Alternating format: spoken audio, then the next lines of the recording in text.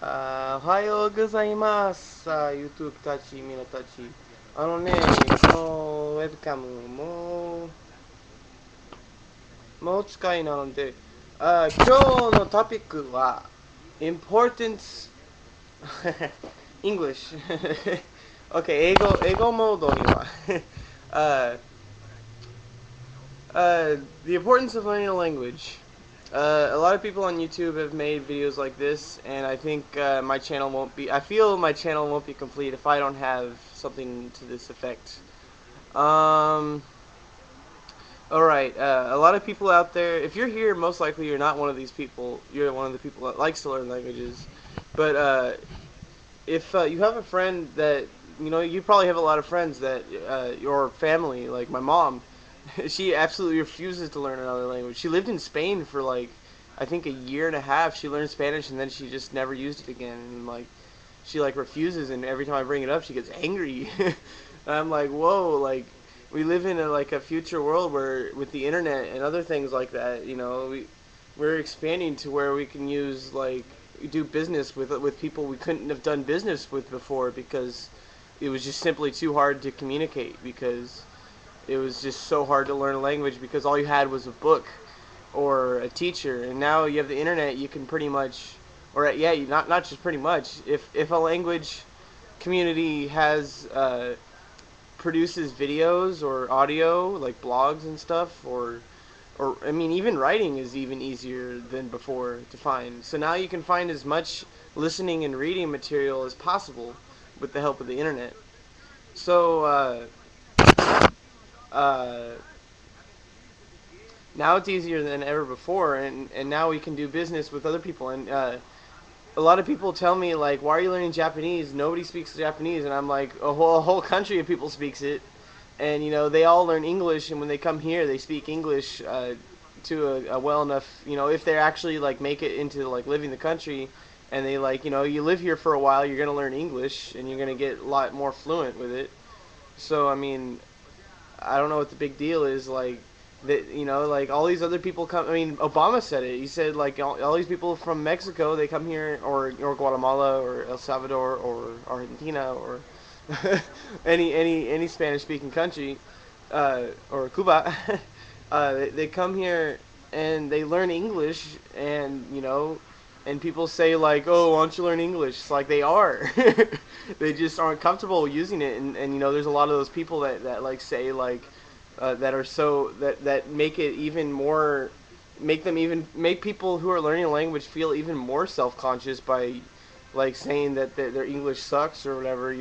They're learning. It takes a long time to learn a language. If you started learning, I mean, you're not even learning Spanish. Like, there's obviously a reason why it's so hard. It's because it takes so long, not because it's so hard.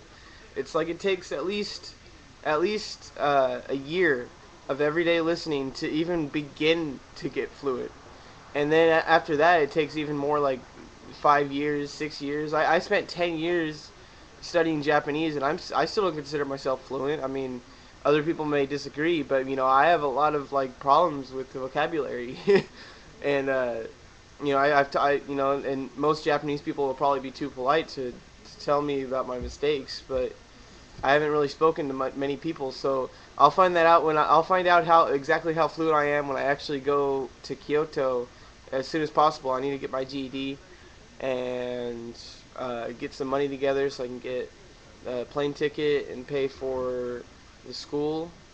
Hopefully, I went through a program called Gogo Nihon.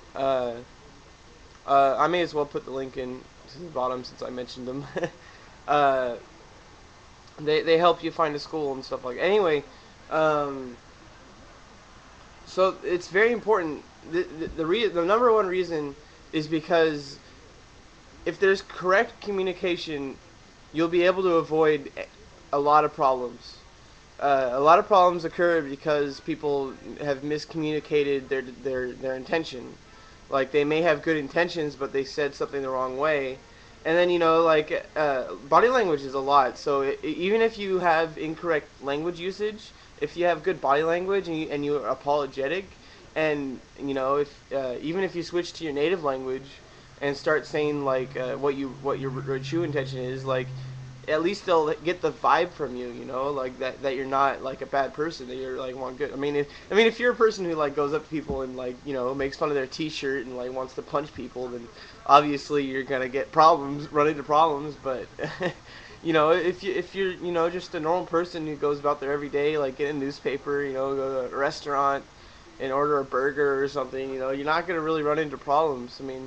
Really, even if you use 0% of the language, if you use correct gestures and body language, then you'll pretty much be able to get far. But as far as the academic community and the political community and the religious community and all that, it's gonna be pretty hard. You're gonna be pretty much a listener for a long time, and that's not a bad thing. It's good to be a good listener. Most people in the world are actually they take offense if you don't listen, and it's good to get listening practice, which I think that's one thing that my language studying has helped me with. It's helped me become a good listener, and I'm listening to Spanish right now.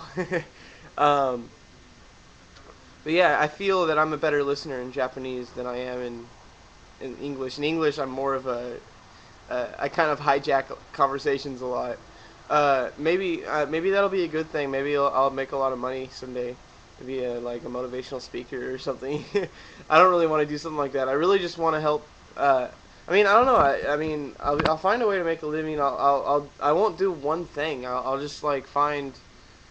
I'll just use what I'm good at and then just find what becomes available. And I want to specialize in interpreting and translating, because with interpreting I'll be able to go a lot of places and meet a lot of people and learn a lot of things I couldn't learn out of a book or from the internet. And as a translator, I can work from anywhere. So all I need is a computer and Notepad, really. I mean, all the translation can be done in my head and in dictionaries. The purpose of a dictionary is more of a tool. For a while I was using a kanji. With kanji it's a bit different, because you got to learn the stroke order and then all that. I had a kanji learner's dictionary, the Kodansha. It's very. I think I like the skip method. It helped me learn the basics of. I don't really use the skip method anymore. I just search by radical now, because now I got used to radicals.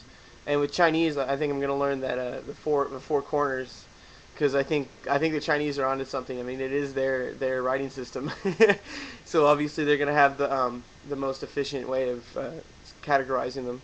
But yeah, as far as Japanese goes, they have the skip method, which helped me understand the theory of kanji, and then I moved on to just using radicals, and then I found a dictionary that categorizes by, and you can look up by radicals. So really, the only purpose of learning a categorization system is for the specific use of a dictionary. So it'll help you a little bit with theory, but a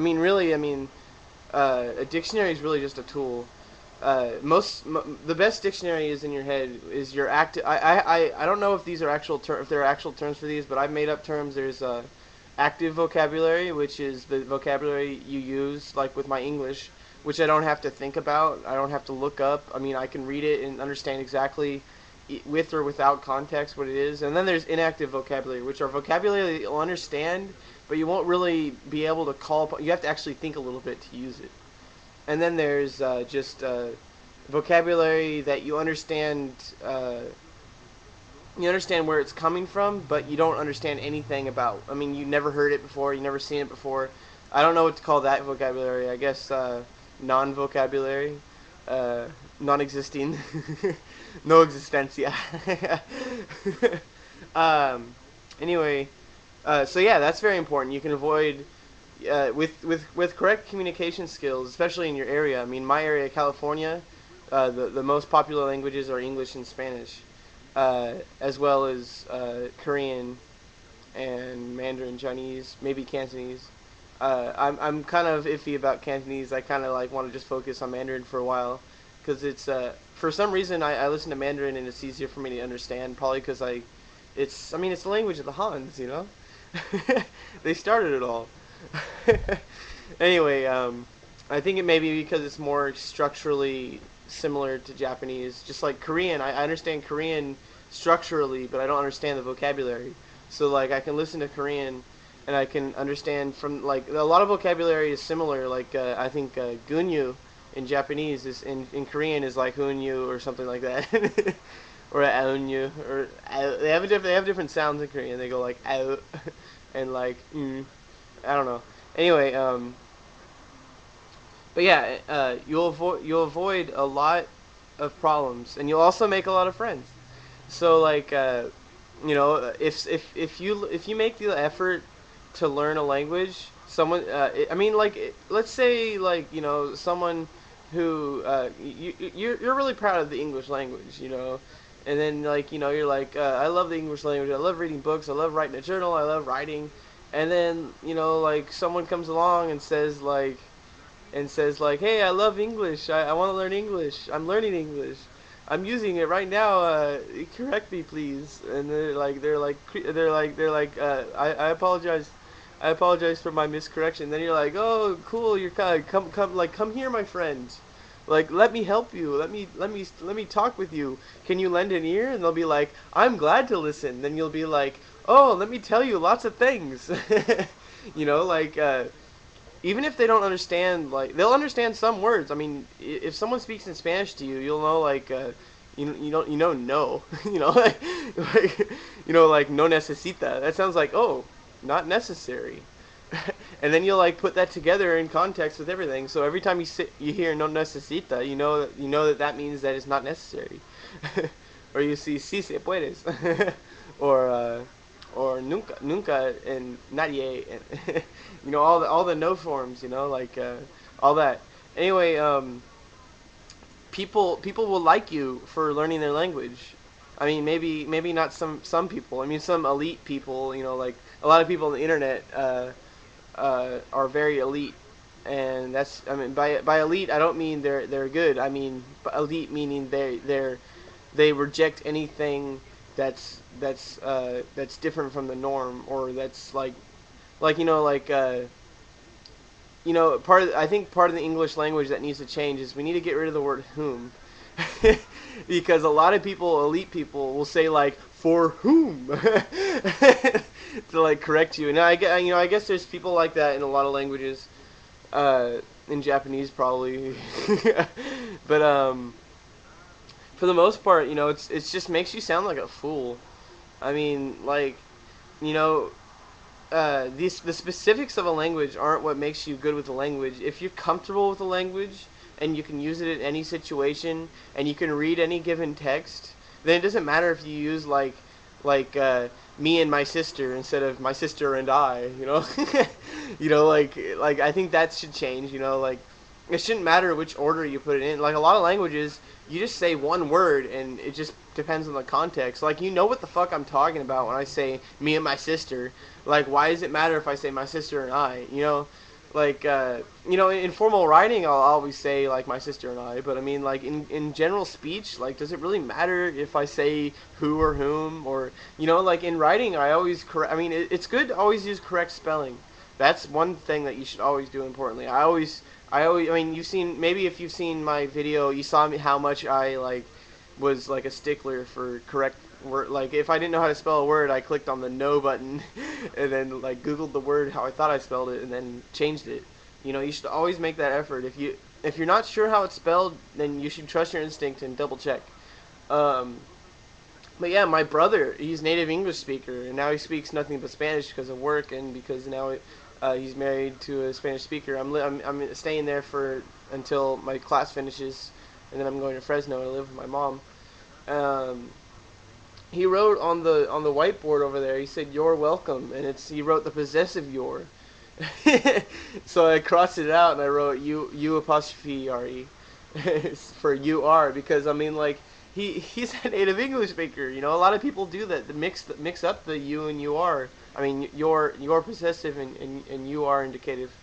And then they mix up the there, and then the it's and it's. Like it's possessive is different than most. It's the exception. not the Inception reference. Language. Another important thing about language is there's a lot of references in each language.